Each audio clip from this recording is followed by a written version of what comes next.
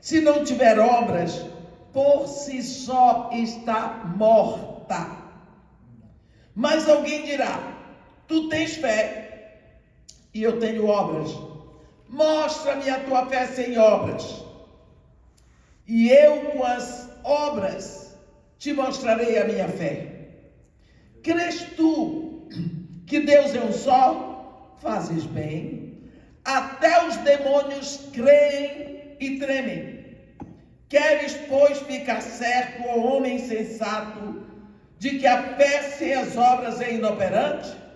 Não foi por obras que Abraão, o nosso pai, foi justificado quando ofereceu sobre o altar o próprio filho Isaque? Vês como a fé operava juntamente com as obras. Com efeito, foi pelas obras que a fé se consumou.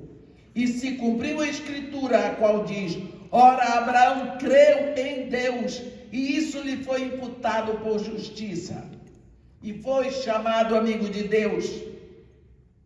Verificaste uma pessoa justificada por obras e não por fé somente.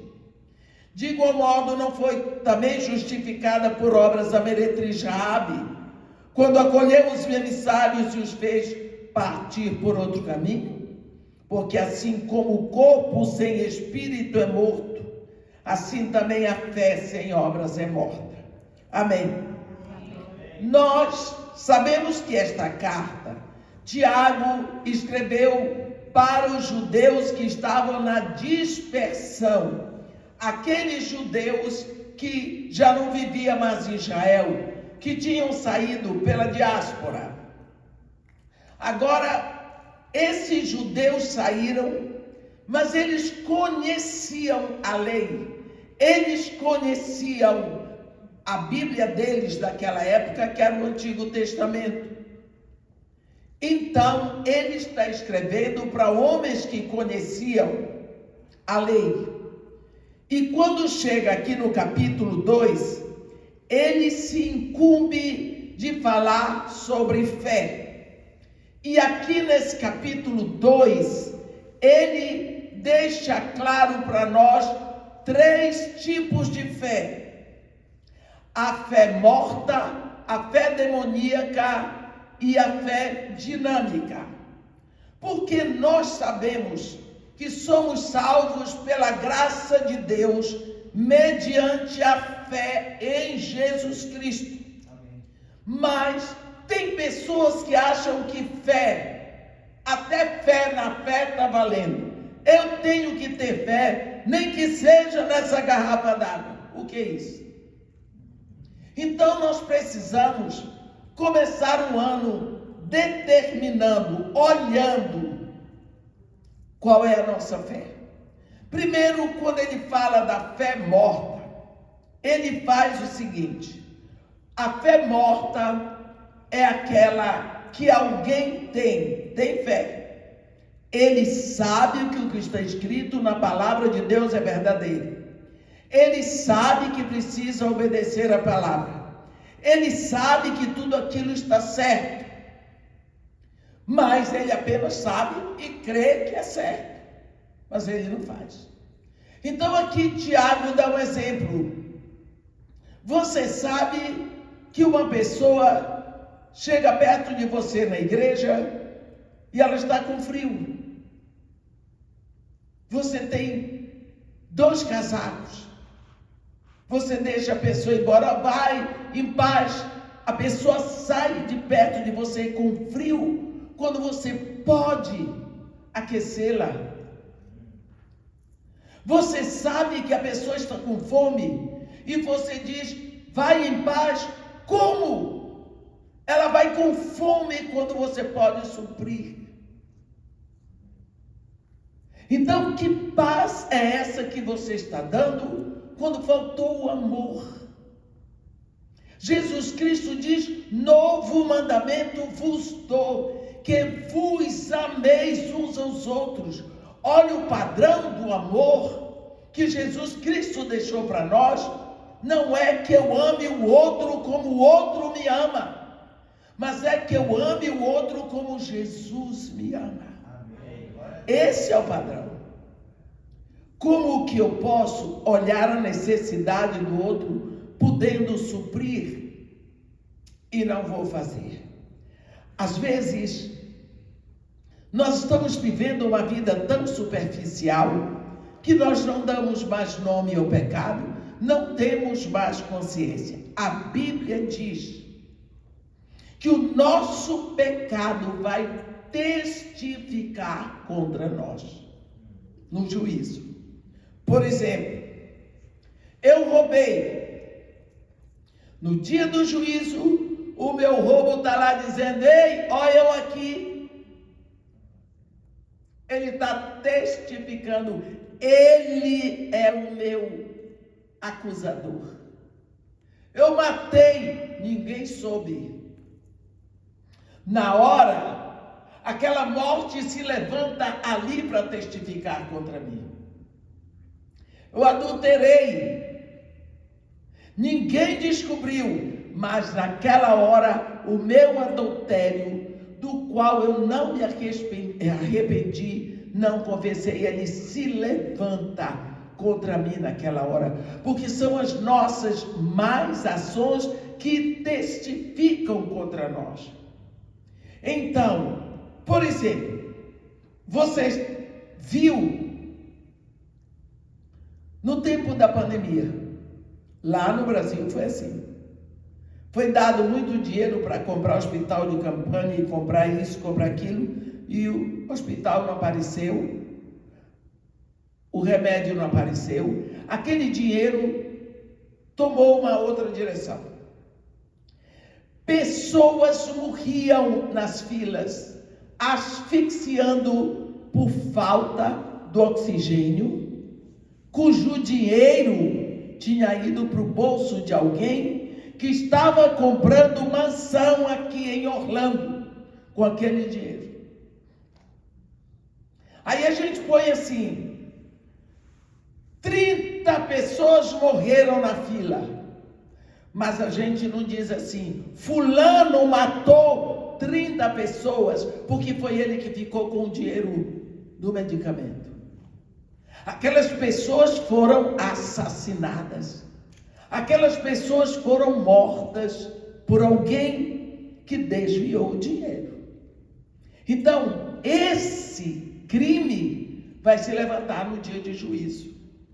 Porque nós simplesmente fazemos as coisas aleatoriamente. Eu não sei se vocês me entendem. Existe um exemplo no livro do profeta Jeremias, quando os príncipes pegaram Jeremias e botaram na cisterna de Maquida, filho do rei. Quando Ebed-Meleque ficou sabendo disso, ele se levantou, foi ao rei e disse: rei meu senhor, fizeram mal todos estes homens com que fizeram o profeta Jeremias, porque lá ele vai morrer. Botaram o profeta Jeremias lá. Quando o profeta morresse, porque ele ia morrer, não tinha comida, não tinha água, a cisterna ele ficou atolado até a metade, só tinha teia de aranha e tudo mais. Ninguém ia dizer: os príncipes mataram. Ia dizer: Jeremias morreu. Vocês entendem como é que nós podemos camuflar um pecado? Então, eu estou camuflando o meu pecado quando eu posso estender a mão, eu vejo a pessoa com fome, eu não vou ajudar.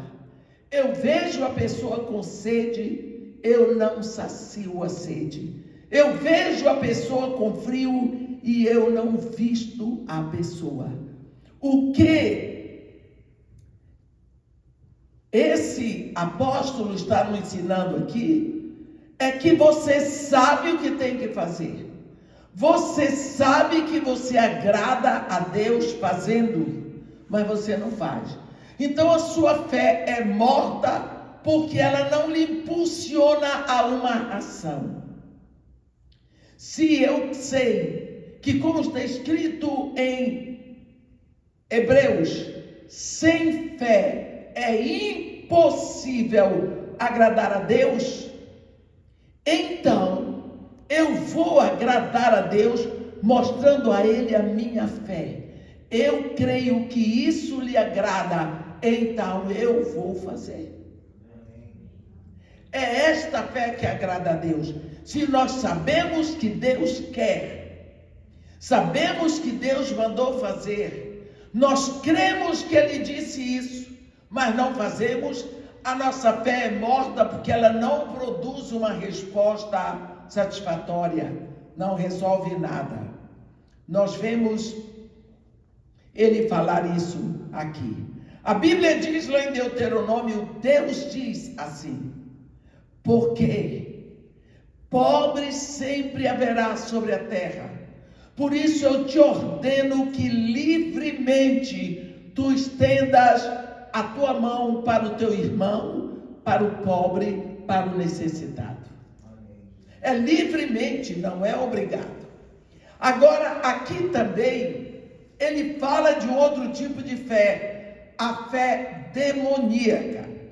Muitas pessoas não entendem o que é isso. É que demônios, eles também creem. Você vê o apóstolo dizer aqui: crês tu que Deus é um só? Fazes bem. Os demônios também creem e se tremem. Por quê? Porque os judeus têm que repetir todos os dias de manhã, eles levantam a mão acima da cabeça e dizem: o Senhor Deus é um só Deus. O judeu, para orar, ele levanta a mão acima da cabeça, porque até a cabeça, por isso que eles usam aquele kippá aqui, porque aquilo ali é a medida, é o limite do homem. O meu tamanho é do chão até aqui o kippá. Daqui para cima é Deus. Então, para falar com Deus, ele levanta a mão acima do kippá. Então, ele levanta a mão acima do kippá e diz: o Senhor Deus é o único Deus. Todos os dias. E como Tiago estava escrevendo para judeus, ele diz: crês tu que Deus é um só? Faze bem. Faze bem. Até os demônios creem e tremem. Então, saber que Deus é único, viver o monoteísmo, não é nada demais. Até os demônios sabem disso e se tremem.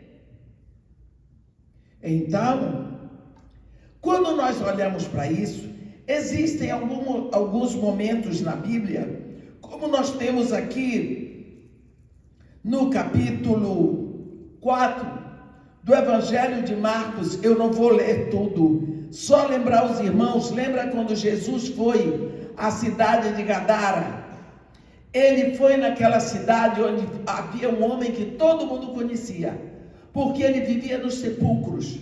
O gadareno vivia nos sepulcros, completamente despido e completamente enlouquecido, e ninguém conseguia prendê-lo, porque ele quebrava todos os grilhões, tinha uma força fora do comum. Quando Jesus desembarcou em Gadara, assim que Jesus viu o homem, ele mandou espírito imundo sair deste homem. Mas a Bíblia diz que aquele homem, quando viu Jesus, correu para adorá-lo. Está aqui. Correu para adorar. Capítulo 5 do Evangelho de João. A Bíblia diz: ele exclamou, quando de longe viu Jesus. Versículo 6 do capítulo 5 de Marcos. Quando de longe viu Jesus, correu e o adorou. Demônios. Adorou. E como ele adorou? Exclamando em alta voz: que tenho eu contigo, Jesus, Filho do Deus Altíssimo? conjuro-te por Deus que não me atormentes. Olha, demônios. Ele sabia quem era Jesus. Ele sabia que Jesus era o Filho do Deus Altíssimo. Ele sabia que Jesus era digno de adoração. Ele se prostrou. E Jesus disse: espírito imundo, sai deste homem. E perguntou: qual o teu nome? Os fariseus tinham esse hábito de perguntar ao endemoniado: qual é o teu nome? Para chamar o demônio pelo nome e expulsá-lo. Por isso que só o Messias poderia expulsar o demônio do surdo e mudo. Porque não adiantava perguntar para ele qual o teu nome, ele era surdo, não ouvia. Era mudo, não podia dizer. Então, ele diz: legião é o meu nome, porque somos muitos. Olha a próxima atitude desses demônios. Rogou-lhe encarecidamente que os não mandasse para fora do país. Rogou encarecidamente, porque eles sabiam, se ele der uma ordem, nós temos que obedecer. Demônios. Pastava ali pelo monte uma grande manada de porcos, e os espíritos imundos rogaram a Jesus, dizendo: manda-nos para os porcos, para que entremos neles. E Jesus mandou o seu espírito para os porcos, porque Jesus veio para libertar homens, pessoas. Ele não veio para aprisionar demônios. Aí nós temos que ver uma coisa. Quando esses demônios adoram a Jesus, é porque eles creem que Jesus é o Filho de Deus. Então, só crer que Jesus é o Filho de Deus não significa que você tem uma fé dinâmica. Eles reconhecem que se Jesus der uma ordem, eles têm que cumprir. E eles sabem que Jesus Cristo é digno de adoração. Eu vou dar mais um texto para vocês verem o que demônios dizem. No capítulo 4 do Evangelho de Jesus, segundo Lucas, a Bíblia diz assim, a partir do versículo 31. E desceu a Cafarnaum, cidade da Galileia, e os ensinava no sábado. E muitos se maravilhavam da sua doutrina, porque a sua palavra era com autoridade. Achava-se na sinagoga um homem possesso de um espírito de demônio imundo, e bradou em alta voz: que temos nós contigo, Jesus Nazareno? Vieste para perder-nos? Bem sei quem és, o Santo de Deus. Demônio, testemunhando sobre a santidade de Deus, sobre a santidade de Jesus. Então, às vezes nós pensamos demônios, e pensamos demônios macacos, negros, sujos, não é? Tridente, chifre, língua de fogo. Não. A Bíblia diz que Satanás até se transforma em anjo de luz. Olha como eles testificam de Jesus. Lá no capítulo 16 de Atos, tem uma moça que ela é possessa do espírito de adivinhação, que nós chamamos de espírito de Pitum.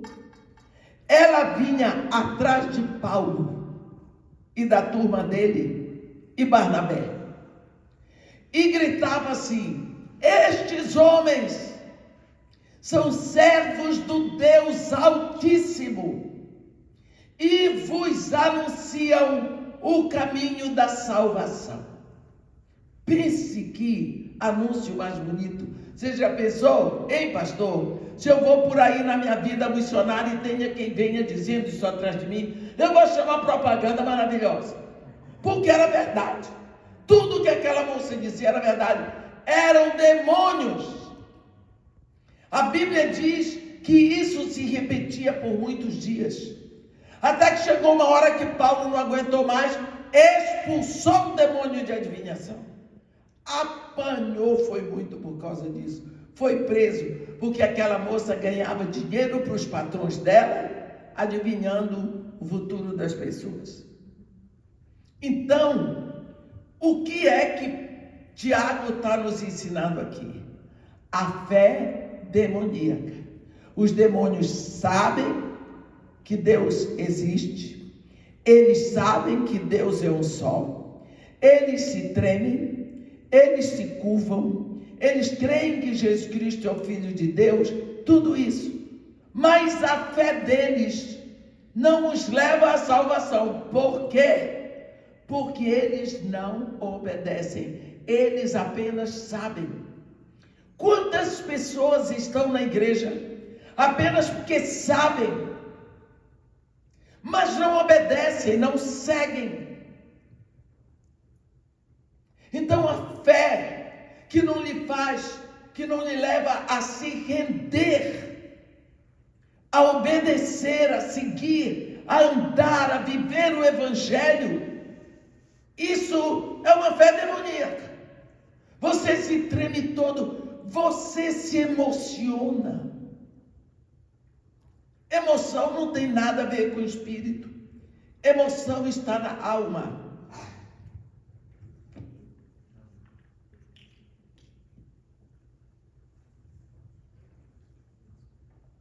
A alma é a carne.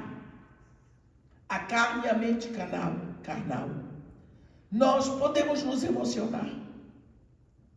Ver uma grande paisagem linda, chora de emoção. Ouve uma música bonita, chora de emoção.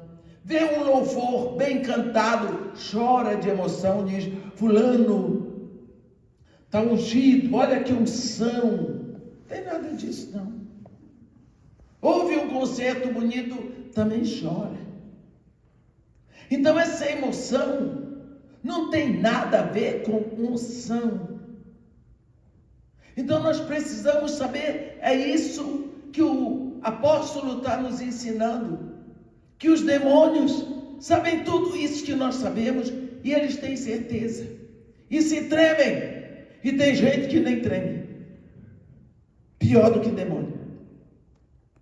Mas aqui ele chama a atenção do terceiro tipo de fé. O primeiro é a fé morta, o que não lhe leva a agir.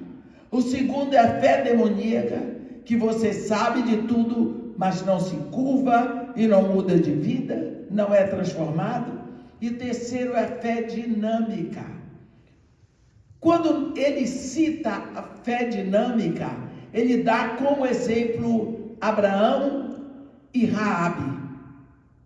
Duas pessoas assim completamente diferentes. É um homem e uma mulher que viveram em épocas absolutamente diferentes.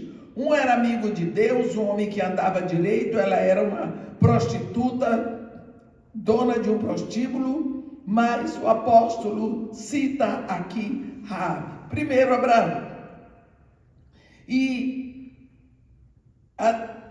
ele diz que Abraão é conhecido como o pai da fé. Primeiro, por quê?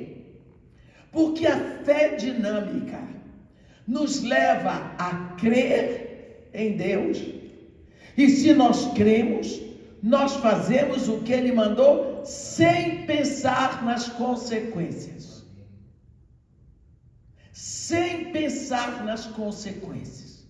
Se Deus me mandou, eu vou fazer. E se não der certo, culpa dele que mandou. É Ele. A responsabilidade é de quem manda.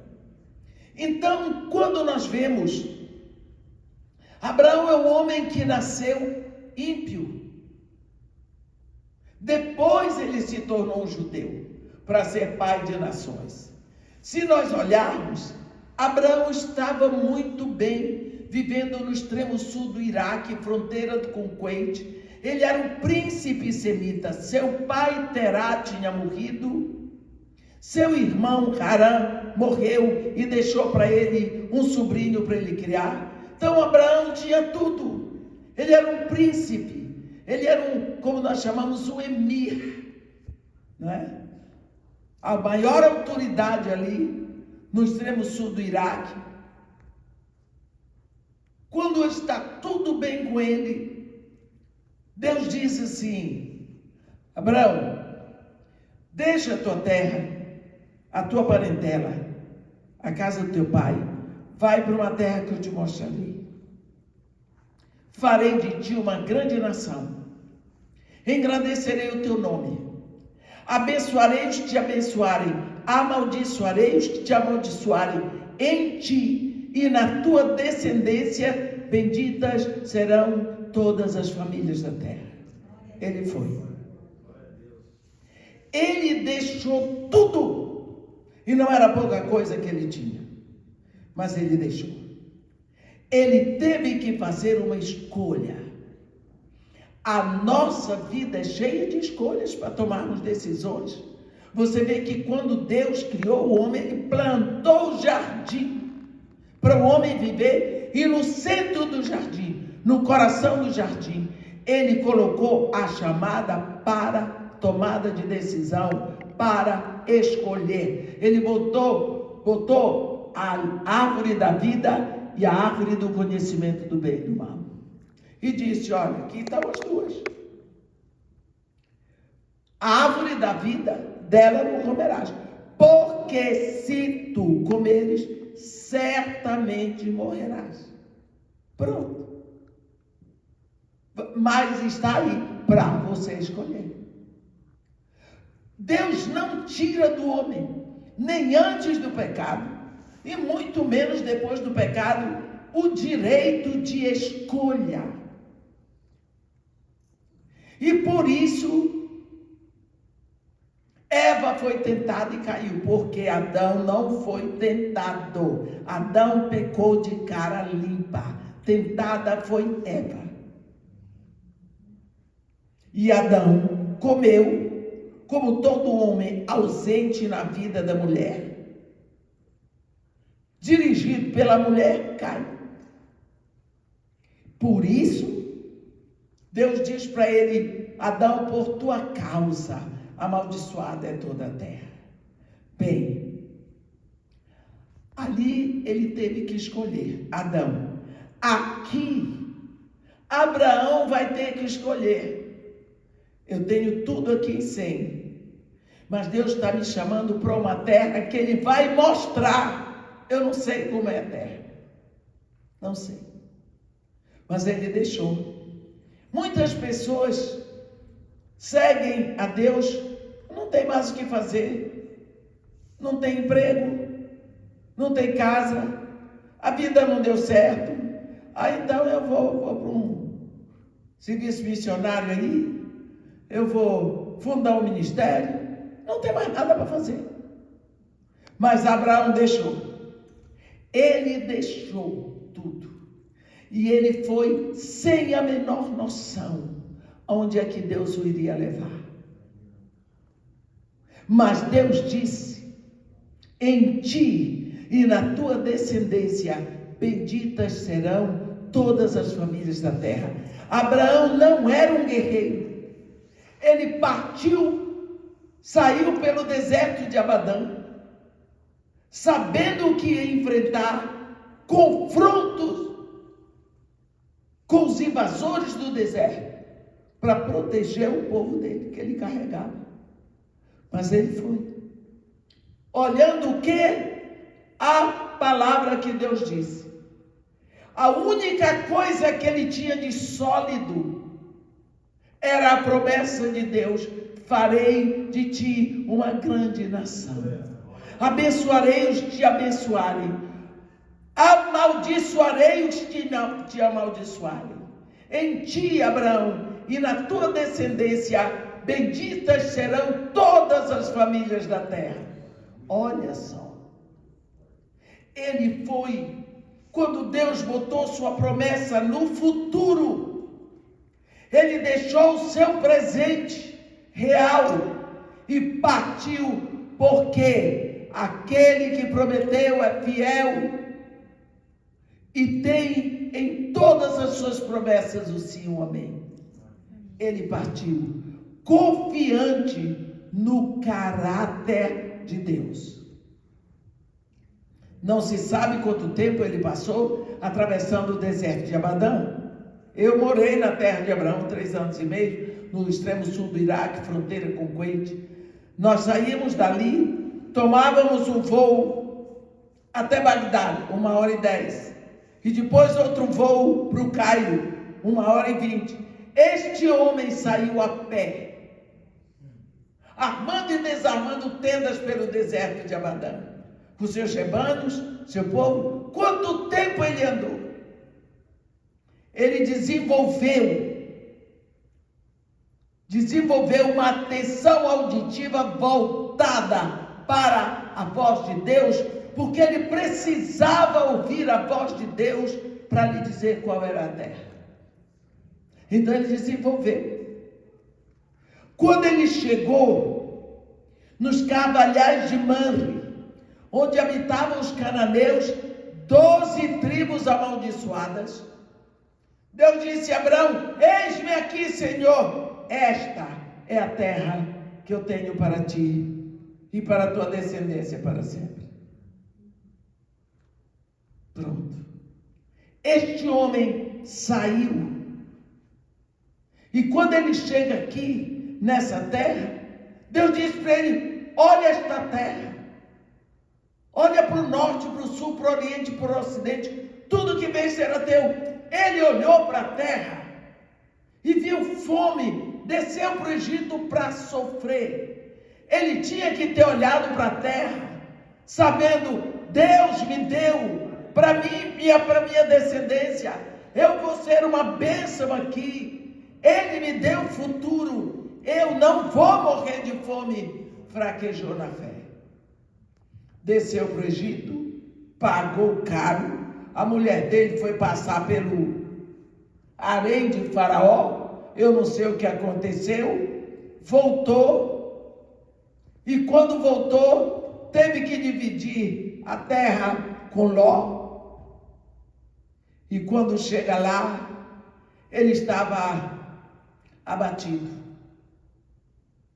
E quando ele voltou, você vê isso no capítulo 15 de Gênesis. Triste. Deus apareceu para ele. Abraão, eu sou o teu escudo. O teu galardão será sobremodo grande. E Abraão, que mais poderás me dar, se um filho tu não me deste? E o herdeiro da minha casa é o Damasceno Eliezer, um escravo nascido na minha casa. Deus disse para ele: não, senhor. Não será este o teu herdeiro, será um filho nascido de ti. A cabeça dele, coitado, com 86 anos, deu um nó. Ele tinha deixado a terra dele, estava com 75. A cabeça dele deu um nó, tomou um susto. Deus disse para ele: vem aqui. Levou ele lá fora e disse: agora olha para o céu e conta as estrelas, se aqui tu podes enumerá-las. Tua descendência será assim, Abraão. Se alguém puder contar as estrelas do céu, também poderá contar a tua descendência, que será numerosa como a areia que está na praia do mar. Aí vem o versículo de Tiago, o versículo 23. Abraão creu, e isto lhe foi imputado por justiça, o que prova que a justificação é por fé na palavra de Deus, desde o Antigo Testamento. A justificação jamais poderia vir pela lei, porque o próprio Abraão creu na palavra de Deus, e por isso ele foi chamado amigo de Deus. Este homem aprendeu na dor, que a fé, você pode vacilar, mas você não pode deixar de olhar para frente. No capítulo 21 de Gênesis, Deus diz para ele: despede a escrava e seu filho, porque é por Isaque que será chamada a tua descendência. Capítulo 22, Deus diz para ele: Abraão, dispõe-te, vai à terra de Moriá, e lá sobre um dos montes sacrifique em holocausto a mim o teu filho único que amas. Levantou e foi. Ao terceiro dia ele viu o monte. Ele diz, está lá no versículo 5 do capítulo 22 de Gênesis: ficai aqui com o jumento, e eu e o menino subiremos, e havendo adorado, voltaremos. Hein? Você não vai matar o menino? Voltaremos. Mas você não vai sacrificar Isaque? Voltaremos. Que fé é essa? Fé na palavra de Deus. Deus havia dito: em Isaque será chamada a tua descendência. O quê? Eu vou sacrificar Isaque. Ele ainda não me deu nenhum descendente, então eu posso sacrificar 1 milhão de vezes. Deus não deixará ficar na morte, porque Deus diz que é em Isaque que será chamada a minha descendência. Fé na palavra de Deus. Eu posso matar Isaque, mas nenhuma arma forjada contra a vida de Isaque vai prosperar contra a palavra de Deus. Isaque não ficará na morte, por quê? Porque Deus falou. E nós sabemos o que aconteceu. Subiu o monte. No meio do caminho, Isaque diz: pai, eu tenho a madeira, tu tens o fogo, mas pai, e o cordeiro para o holocausto, onde que está?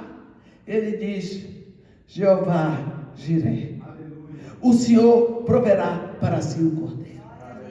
Por isso, Abraão é o maior profeta da Bíblia. Lá no capítulo 20 de Gênesis, quando Deus fala com Abimeleque, ele diz: restitui a mulher para seu marido, porque ele é profeta. Deus que está dizendo que Abraão é profeta. E ele intercederá por ti e tu viverás. Se porém não a devolveres, sabes que morrerás tu e toda a tua casa. Está vendo? É Deus que chama Abraão de profeta. E você diz: mas qual é o livro da profecia de Abraão? A profecia de Abraão cobre toda a Bíblia, de Gênesis a Apocalipse e toda a eternidade. Ele profetizou o cordeiro. Jeová Jireh, o Senhor proverá para si o cordeiro. Você vê que a profecia do cordeiro, ela é evolutiva. Primeiro, um cordeiro para substituir na morte. Foi o cordeiro que substituiu Isaque. Depois, um cordeiro em lugar de uma família. Foi a Páscoa. Depois, um cordeiro pela nação. É a festa da expiação, porque Deus tem um cordeiro para toda a humanidade.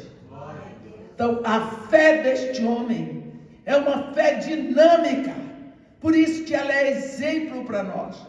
Ele obedece a Deus, sem perguntar o que vai acontecer depois.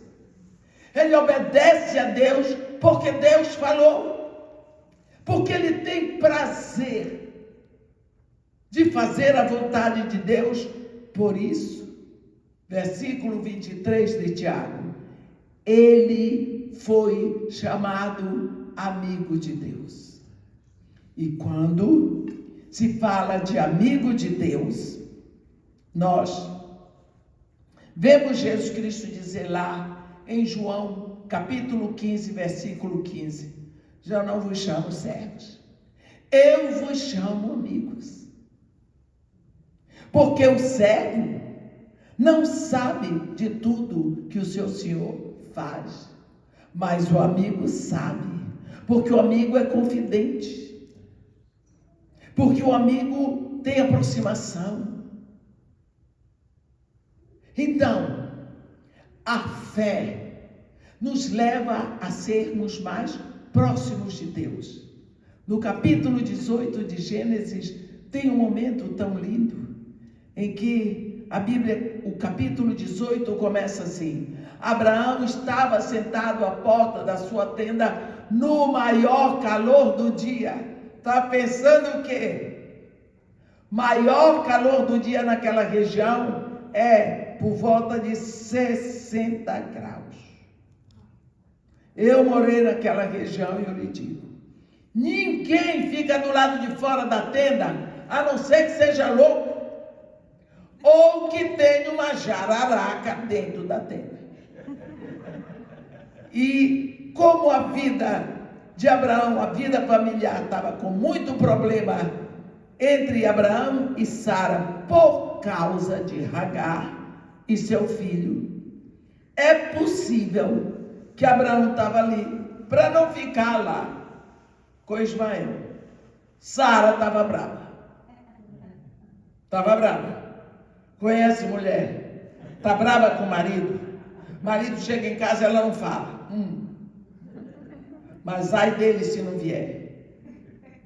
Ela quer saber que o marido está em casa, nem seja para pirraçar. Mas ele está ali, coitado.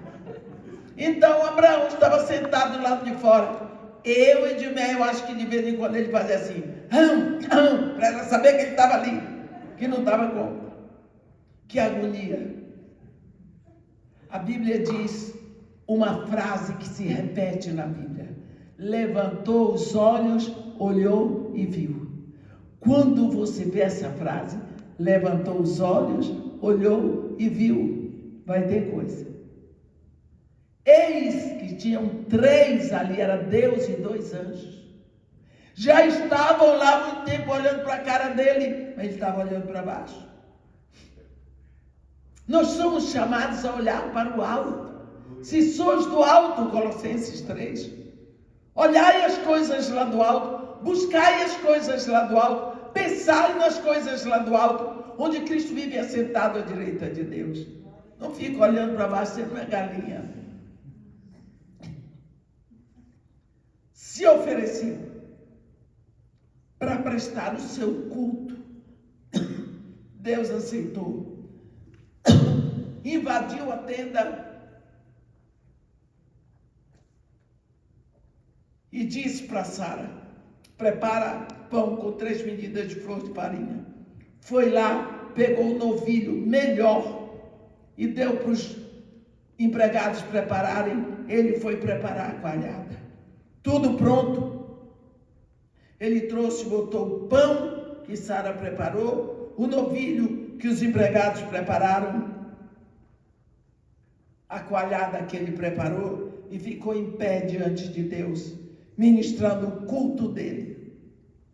E Deus disse: Sara, tua mulher, onde está? Ele está aí dentro da tenda. Sabe, Abraão, daqui a 1 ano eu voltarei a ti, e Sara, tua mulher, terá tido um filho. Toda vez que Deus fala em Sara, ele diz tua mulher. Abra o olho. A sua mulher, para Deus, é aquela com quem você casou. Essa é que ele conhece como sua mulher. Você levou diante dele, você casou com ela. Ela é sua mulher. Abraão tinha filho com escrava egípcia, mas Deus diz: Sara, tua mulher. Olha, se passou tudo, dali Deus tinha que resolver o problema de Sodoma. Ele abriu o jogo com Abraão. E Abraão começou a interceder. Foi até o 10. Deus não desceu para Sodoma. Deus mandou os 2 anjos. Ele ficou na tenda de Abraão, porque era amigo. Ele não era amigo de Ló. Ló não era amigo de Deus. Você vai ver depois a dificuldade que os anjos não queriam entrar na casa de Ló. Mas na casa de Abraão, uma tenda foi onde Deus ficou. Por quê? Amigo. Intimidade. Deus não está interessado em ouro nem prata deste mundo. Ele quer a sua intimidade, a sua busca, a sua amizade. Ele recebeu o título de amigo de Deus. Está aqui o Tiago falando. Por quê? Por causa da aproximação. Amigo busca. Amigo fica perto. Amigo conversa. Abre o coração. Como está a sua amizade com Deus? Quanto tempo você gasta conversando com Ele, buscando, abrindo o coração, contando para Ele as suas coisas? Isso é amizade. Será que você está se comunicando bem com Ele?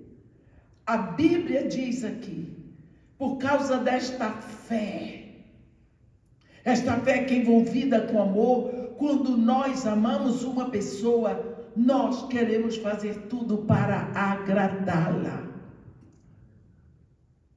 Isto é fé. É a fé que nos leva a sofrer para fazer a vontade daquela pessoa. Verificais, então, ele diz que uma pessoa é justificada por obras e não somente por fé. Quando Abraão subiu para sacrificar o seu filho, ele estava provando abertamente: eu creio na palavra dele, então eu posso sacrificar o meu filho. A fé de Abraão provou quando ele levantou o cutelo para matar o filho, porque ele ia matar o filho crendo no que Deus já tinha dito. Então, não importa o que vai custar. Se Deus disse para fazer, eu faço, porque eu confio na fidelidade de Deus. Esta é a fé dinâmica. Também fala da fé de Raabe. Vocês lembram de Raabe? Raabe, conhecida por muitos como a prostituta, a meretriz de Jericó. Raabe não era apenas uma prostituta, ela era dona de um prostíbulo. Naquela época, os homens eram o que nós chamamos lá no Brasil de caixeiros viajantes. Não haviam estradas, não haviam transportes. As mercadorias eram carregadas pelos rios ou no lombo de burros. Então, eles compravam o produto dessa cidade, levavam para vender na próxima cidade e compravam o produto daquela cidade para levar para outra. E às vezes um pai de família saía de casa e ficava 6 meses até voltar. Havia umas casas de prostitutas onde eles iam. Isso naquela época era uma profissão. Então, nessas casas, ele era também o point deles, onde eles conversavam, porque não haviam jornais. Então, ali um dizia para o outro como estava na cidade tal, o que estava acontecendo. Raabe ouvia tudo. Ela era uma mulher solitária, ela não era casada, ela não tinha amigos. A família a desprezou, logicamente, ela era prostituta, mas todos os homens a conheciam. E todas as famílias a evitavam, porque ela era prostituta. Então ela era uma pessoa só, uma pessoa sofrida. Na casa dela, no prostíbulo dela, os homens chegavam e ela ficava ouvindo todas as conversas. Ela sabia de tudo o que estava acontecendo no mundo daquela época. Ela era a mulher mais bem informada do pedaço. O Egito era a nação mais charmosa. representava mais ou menos o que os Estados Unidos representa hoje e muito mais naquela época o Egito. E todas as nações ali tinham inveja do Egito. Mas todos sabiam que o Egito era próspero, porque lá dentro havia um povo, o povo hebreu. E esse povo hebreu era escravizado pelo Egito. Só que esse povo tinha uma história engraçada. É que esse povo dizia que tinha um Deus. E esse Deus ia tirá-los do Egito para dar a eles Canaã. E todo mundo ria. Que Deus poderoso é esse? Que deixa seu povo escravizado. Porque a noção de um Deus poderoso é aquele Deus que torna o seu povo rico. Os deuses poderosos eram os deuses do Egito e não de Canaã. Então, o povo de Israel, os hebreus, eles eram uma piada. Até que um dia, chegou lá um homem. Vocês estão sabendo o que está acontecendo no Egito? Não, o que foi? Sabe aquele povo que está lá? Os hebreus? Dizem que apareceu entre eles um homem que tem poder e que transformou a água do Nilo em sangue. E depois, ele envergonhou a deusa Requete, porque cobriu a terra do Egito de rãs. E o faraó teve que se curvar, pedir a ele para pedir ao Deus dele para tirar as rãs. Todo mundo ficou assustado. Outro mês, chegou outro homem e disse: sabe o que está acontecendo no Egito? Uma praga de gafanhotos envergonhando o Deus Tote. Comeu toda a plantação do Egito. Egito não tem mais agricultura. Dali a 15 dias chegou, está acontecendo no Egito. Ué, o que está acontecendo? Egito perdeu todos os rebanhos. E assim foi. E foi, porque cada praga era Deus eliminando um Deus do Egito. Até que no final, essa mulher, ela pensava: que Deus é esse dos hebreus? Que se interessa por um povo escravo? Um povo que não pode dar a eles nem ouro nem prata? Ora, Deus, que é Deus que eu conheço, Ele só ajuda os ricos. Ele só prospera os ricos. Ele quer ouro, Ele quer prata, Ele quer muitas riquezas. Mas esse Deus dele, que Deus é esse? Que aparece de uma hora para outra, se envolve com o pobre, com o escravo, com gente que não tem nada para dar. Esse Deus, agora, que quer ajudar os aflitos, os necessitados. Daqui a pouco ela começou a pensar: mas esse é um Deus que serve para mim, porque eu não tenho ouro nem prata. Esse Deus que se preocupa com quem sofre, com quem está sofrendo.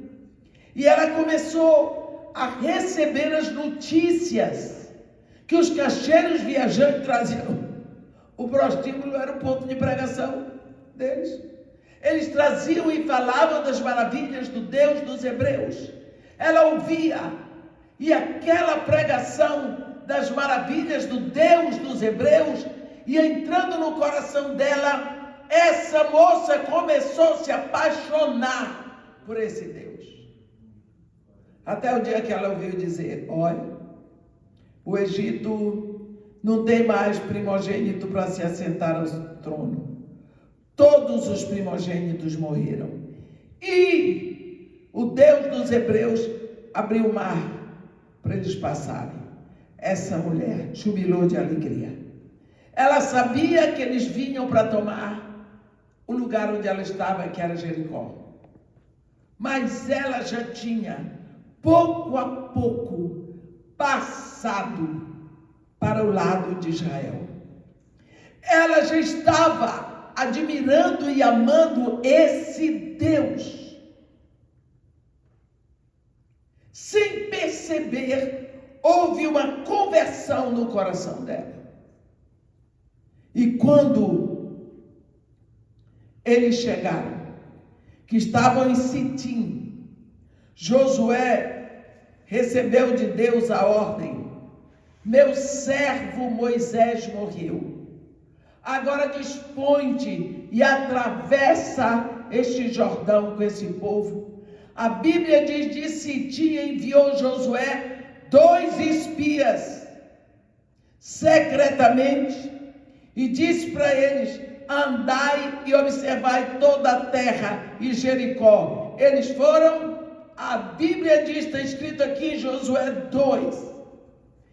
Foram, pois, e entraram na casa de uma mulher prostituta, cujo nome era Raabe, e pousaram ali. Eles foram para olhar a terra, mas eles entraram, foi no prostíbulo. E pousaram, eles ficaram lá.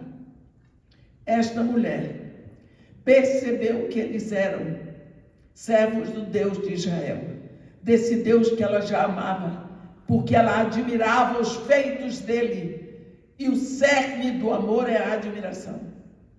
Ela protegeu os espias, ela botou a cabeça a prêmio por causa deles, ela mentiu, ela traiu a pátria para proteger, e foi ela que deu a chave da entrada de Jericó para Josué. Ela não importou com as consequências, ela fez o trabalho de proteção de Israel. Como mãe de Israel, ela protegeu os espias e ela ainda perdoou toda a família dela. Então nós vemos aqui a fé de Raabe. A Bíblia diz que a fé vem pelo ouvir e ouvir a palavra de Deus. Por isso é necessário que leiamos a palavra e que estejamos ouvindo. Uma das formas que eu tenho com a palavra de Deus é ler em voz alta, bem devagar. Porque quando eu leio em voz alta, eu exercito 2 tipos de memória: a memória visual e a memória auditiva. Eu leio e eu ouço, e assim eu guardo. Por isso que eu tenho trechos e trechos e capítulos da Bíblia totalmente memorizados. E quanto mais eu memorizo, mais eu prego a palavra escrita. Porque a palavra escrita é que é a espada do Espírito. Então nós precisamos, meus irmãos, buscar essa palavra, para que a fé vem pelo ouvir a palavra de Deus, e ela é a vitória que vence o mundo. Portanto, qual é a nossa fé? Será que nós estamos agindo através da fé morna? Nós sabemos que temos que fazer as coisas, mas nós não fazemos. Aí a fé é morta. Será que nós estamos com uma fé demoníaca, que sabemos tudo a respeito do Pai, do Filho e do Espírito Santo, mas nós não curvamos a eles? Isso é fé demoníaca. Ou nós estamos usando a fé dinâmica, a fé que salva, a fé que nos leva a crer na palavra de Deus e a cumprir, a seguir, a obedecer a palavra de Deus, sem nos importarmos com as consequências, com o que vai acontecer. Essa é a fé dinâmica. É essa a fé que nós precisamos exercitar. Deus mandou, eu vou fazer. Deus disse, é para ser feito, porque Deus é fiel à sua palavra. Amém? Que Deus nos abençoe e nos guarde, que faça resplandecer seu rosto sobre nós e tenha misericórdia de todos nós. Amém.